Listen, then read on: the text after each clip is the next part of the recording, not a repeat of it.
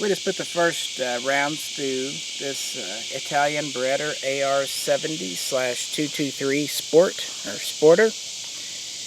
This is a semi-automatic version of the AR70-223. It's not a well-known firearm, but I think it's out there.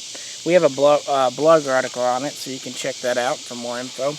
But essentially, this is the Italian assault rifle in 223. Interestingly, it began in 1963 with a partnership between Beretta and Sig of Switzerland. They were working on a new assault rifle for the new 223 cartridge, and they worked for a few years together, and they had a disagreement over the bolt system. They agreed they wanted to have a long stroke piston, much like on the AK, but Sig wanted to use a roller delay, whereas Beretta wanted to use a rotating bolt with two lugs, again, kind of the AK style. So they split up over that, and this is what Italy came up with. And interestingly enough, Sig ended up abandoning the SG530 with the rollers and went over to the SG540, which became the STGW90 or P90, and it ended up using the same the two-lug rotating bolt that Beretta had been advocating all along. Anyway, these started to be developed in 1968 and were ready for testing and purchase in 1972. It is a long stroke gas piston, two-lug bolt. Has this dust cover here. As my partner pointed out, it is a little awkward pulling it back because it will try to get you. It won't hurt, but you notice it flipping up. Has an 18-inch barrel. Standard flash hider up here that unscrews very easily. Actually, you unscrew it for disassembly. Kind of an unusual way of doing things. But, yep, that's the thing. Has fold-up grenade sights. The front one does do a gas cutoff as well.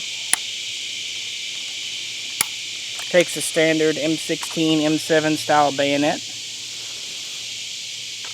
Has a folding light bipod, very similar to the one on the BM59. Polymer handguard, as you can see. Exposed gas tube that easily comes off. The thing disassembles really easily for cleaning. You get to the whole gas system. The other half of disassembly, much like on the Sig design, you put a bullet tip in the hole there, pull the bolt handle out, and that separates the bolt carrier from the piston and lets you pull it out the back. Let me cock it here. Clamshells open, just like an AR-15 would. Very standard internals.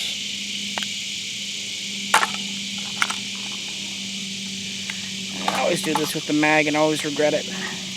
Kind of hard to close it with your mag empty there because of the hold open. It does take proprietary Rock-In style mags, made of steel. This is a 30 rounder. They also have a short 8 rounder. We've got one over there in the range bag. Has a Kalashnikov style mag release here. Thumb safety, pretty standard. Interestingly, it's kind of reversed from the AR-15. This is safe down, up is fire.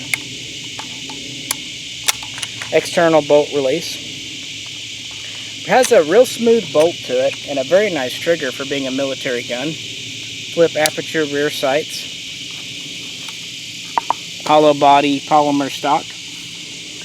Anyway, these were primarily used by the Italian Special Forces. They were also used by some overseas militaries such as Jordan, Egypt, Malaysia, a few others. I think about 14 countries used them in total.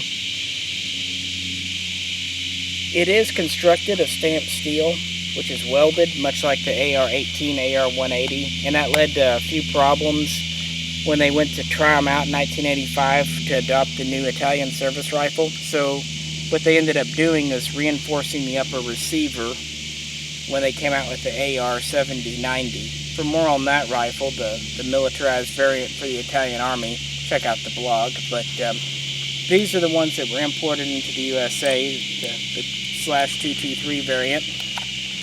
And they're very interesting and nice feeling guns. Really are. But I just thought we'd share. Kind of goes right along with my BM59 and ARX100. I've always liked what Beretta has to put out. I like their pistols. Just some interesting firearms. Just thought we'd share this. Thanks for tuning in.